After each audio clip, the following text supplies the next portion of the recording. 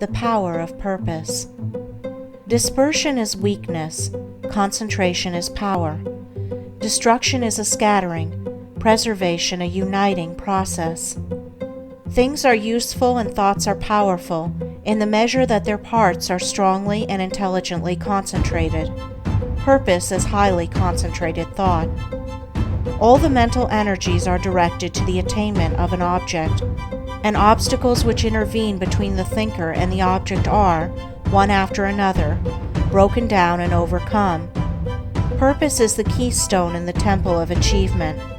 It binds and holds together in complete whole that which would otherwise lie scattered and useless. Empty whims, ephemeral fancies, vague desires, and half-hearted resolutions have no place in purpose. In the sustained determination to accomplish, there is an invincible power which swallows up all inferior considerations and marches direct to victory. All successful men are men of purpose.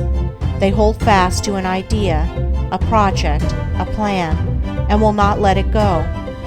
They cherish it, brood upon it, tend and develop it, and when assailed by difficulties, they refuse to be beguiled into surrender. Indeed, the intensity of the purpose increases with the growing magnitude of the obstacles encountered.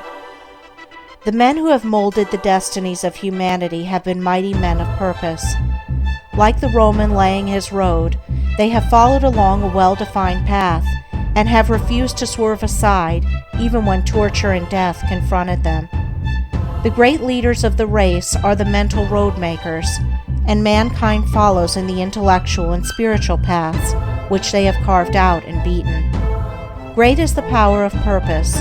To know how great, let a man study it in the lives of those whose influence has shaped the ends of nations and directed the destinies of the world.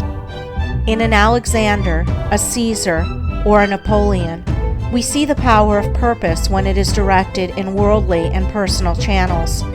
In a Confucius, a Buddha, or a Christ, we perceive its vaster power when its course is along heavenly and impersonal paths.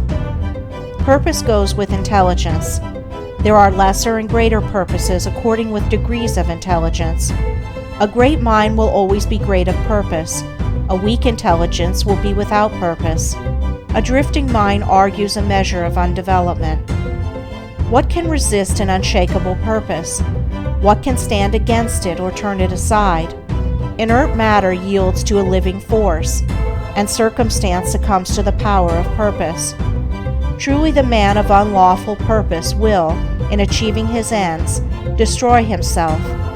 But the man of good and lawful purpose cannot fail.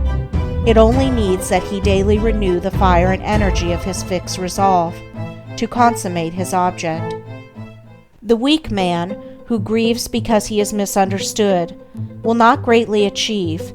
The vain man, who steps aside from his resolve in order to please others and gain their approbation, will not highly achieve. The double-minded man, who thinks to compromise his purpose, will fail. The man of fixed purpose who, whether misunderstandings and foul accusations, or flatteries and fair promises, rain upon him, does not yield a fraction of his resolve, is the man of excellence and achievement, of success, greatness, power. Hindrances stimulate the man of purpose. Difficulties nerve him to renewed exertion. Mistakes, losses, pains do not subdue him, and failures are steps in the ladder of success, for he is ever conscious of the certainty of final achievement. All things at last yield to the silent, irresistible, all-conquering energy of purpose.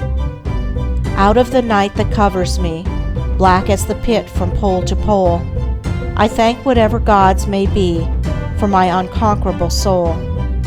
In the fell clutch of circumstance, I have not whined nor cried aloud. Under the bludgeoning of chance, my head is bloody but unbowed.